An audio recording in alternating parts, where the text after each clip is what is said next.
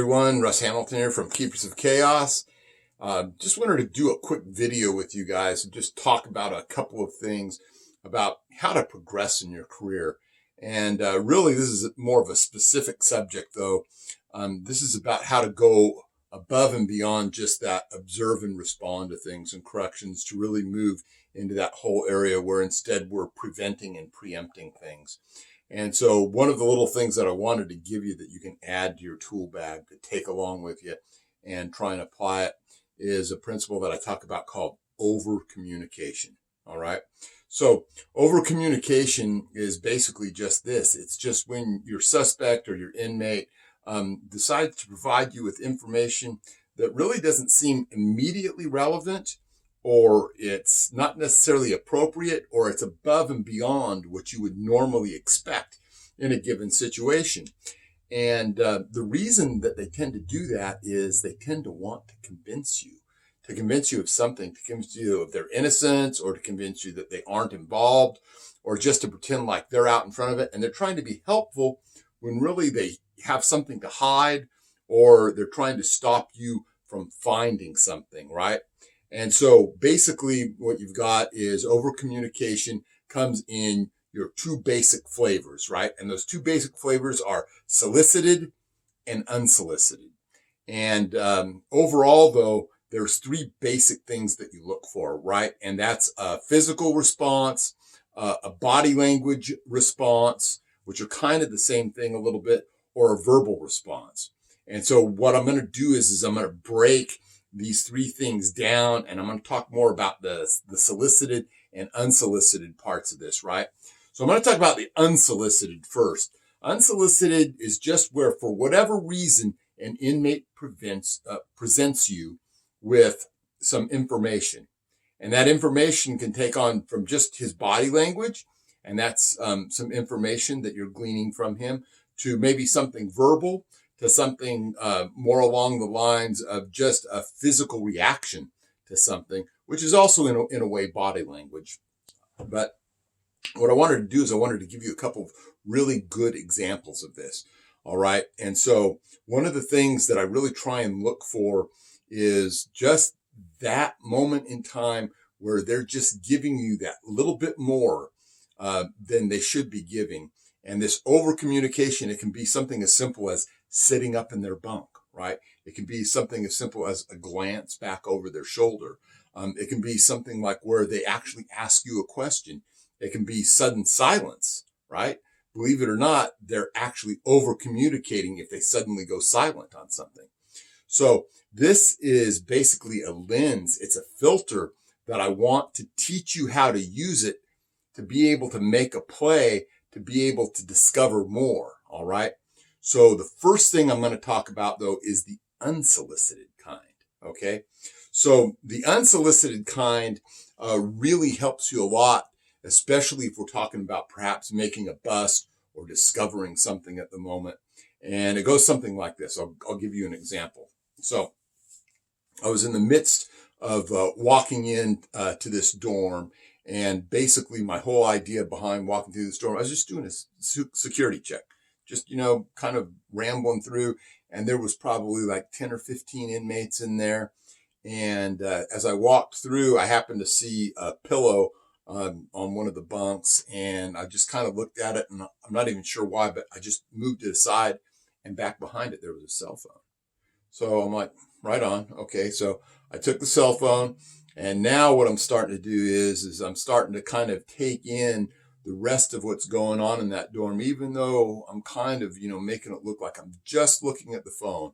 I'm just hoping to maybe see a reaction, get an idea. Of course, I'm going to check into, whose bunk this is. All right. Because that's a big tip off. But maybe somebody just stashed it there real quick. I don't know. So as I'm looking around, I feel things kind of getting a little bit tense.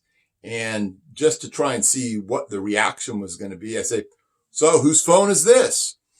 And lo and behold, a guy instantly piped up, right? And he says, that's mine. So right then, I knew that I was in a case of, then this is classic over communication. This guy has put himself out there. This is really not appropriate from the point of view of an inmate to do, right? and he's giving me information that he has no business giving me. And so right then, I called for backup because I was a little bit worried, I was maybe in a position where something much more serious than this phone was there. And perhaps I could end up getting jumped or something over it. I told everyone, get on the ground right now. My partner came in, we pulled our pepper spray out, made sure that everybody was cool, searched them all, got them all outside the dorm. And then lo and behold, right in the same area where I found this phone, I found 2 BlackBerries, right? And then up at the other end of the dorm, there was some more phones and some more things found. And so this just goes to show that sometimes inmates, when they should be quiet, when they should shut up, they accidentally give you that over communication. They put you in a position where, because they're over communicating, you can detect and know right then, right there, that maybe something important is going on. So this particular individual, obviously, by him, stepping forward and chiming up, we got the verbal, we got a little bit of the body language where, he's stepping up. He's actually, raising his hand in this case. And then, he's also a little bit of what I call the physical, where he has that look. And so I knew that something else was there right then. So this is that classic unsolicited. Well, in a way, I kind of did solicit it. So this is kind of one of those ones. It kind of goes across both parts of that spectrum there.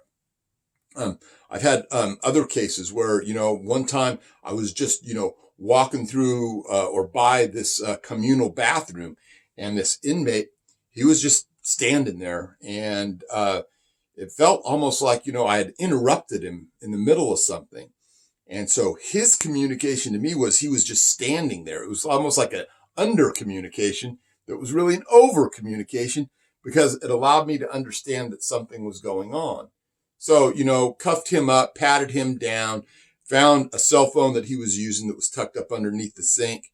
And so it was just, paying attention to that. These guys will always give themselves away in some manner. Some are more subtle about it. Some are better, liars, better poker players about it.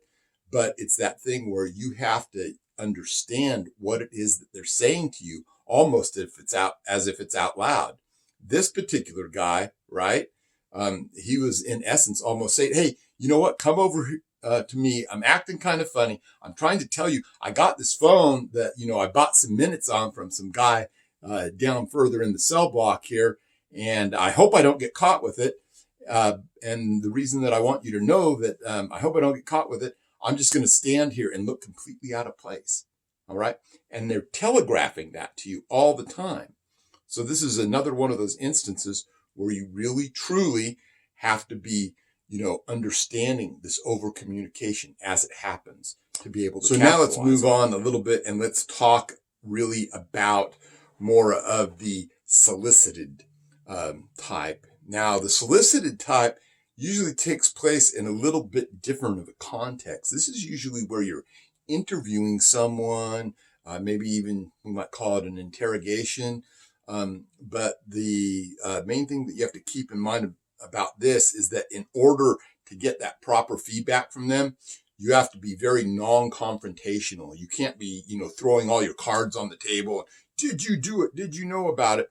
Because that will tend to elicit a response that goes above and beyond what you want to see at this point. So let me just tell you that really what you're looking for here is that whole versus thing. You're looking for them relaying information versus them trying to convince you of something, convince you that it wasn't them, convince you that they weren't there, convince you that it wasn't their stash that was found, convince you that they're not the shot caller, convince you that they don't do things for the gang anymore, right? And so usually when that convincing is taking place, it's really evidence of a guilty heart, of a guilty part in something, right? There's no need to convince someone if you really aren't there. It's really more of just, I'm going to respond to whatever it is you're asking me. I'm going to give you the information, and I'm not going to add additional details to it. Now, that's not necessarily something that always holds true. Sometimes you might have some people that have some mental issues where they'll always be thinking that they're under the gun for something. They'll always be pressing that issue. They'll always be volunteering more information that needs to be out there, as well as some people just with some other, maybe not so much mental defects, but some personality defects. But you want to start in on this at a level where it's non-confrontational and you're just trying to elicit that response so that you can gauge what exactly is going on in that situation and see whether or not they're going to move to the side where they have to convince you, that they have to tell you, oh, I'm not like that anymore. Or, I don't have any violence in my file. There's no violence in my jacket. Or, I used to run with the gang, but I don't do that anymore. All these things where they'll try and claim some sort of half kind of shoddy innocence. Now, that's not necessarily something you can take to the bank. It's not necessarily something you can use as evidence to say that, hey, the guy was really trying to convince me that he was way over the top. But what it can do is it can kind of assure you that you're looking in the right direction, and you can gauge by some of the things that you ask them as to whether or not there might be some evidence there for you to uncover. So remember all of this about overcommunication. Anytime that they proffer something that's just a little bit too much, look to see, check those things out, see if they're really telling the truth. And I think that it'll really go a long ways toward you being able to, like I said before, preempt and prevent bad things from happening, or to be able to discover something that already happened and be able to, lay the blame at the feet of the people that actually did it. So really, just to kind of reiterate a little bit of what I talked to you about before, is this is that next, upper crust level of corrections where you start out as a rookie and, you're in that mode, no matter who you are, where you start and you're just doing that, observing and responding. All right. Well, that's not enough. When we step forward and we start taking this to the next level where we're able to use, these more advanced techniques to be able to, do the prevention, the preemption and everything, that's where we want to move all of these rookies to. This is where we want to really recognize that there is such a thing as a journeyman correctional officer. There is such a thing as, the next level professionals up there. So I hope you guys can take all of this and understand this principle, this over communication, and really use it to your advantage and just see, as you touch on it day in and day out, while you're making your rounds, while you're talking to these inmates, while you're seeing what they're doing, how they're reacting. Think about it. We always hear that, that term, that deer in the headlights look. All right. What is that? That's over communication. That's not meaning to respond the way they did. They just realize momentarily that they're caught. How many times has that happened? Do you realize that it's happening? Sometimes it's not as obvious as you think. Sometimes it's just a momentary stutter.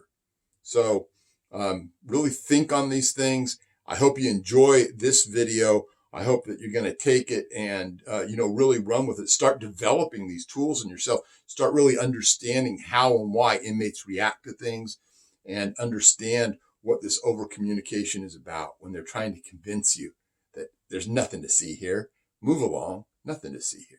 All right. So just think of it in those ways, and you're going to spend hopefully a lot of time making busts, getting into their head, getting them maybe to admit to some things, maybe, opening that can of worms that leads to a whole bunch of great discoveries and great charges, and most of all, a safer, more secure institution for you and your fellow correctional officers. Anyway, this is Russ Hamilton. You guys stay frosty, stay aware, stay safe. I'll see you around.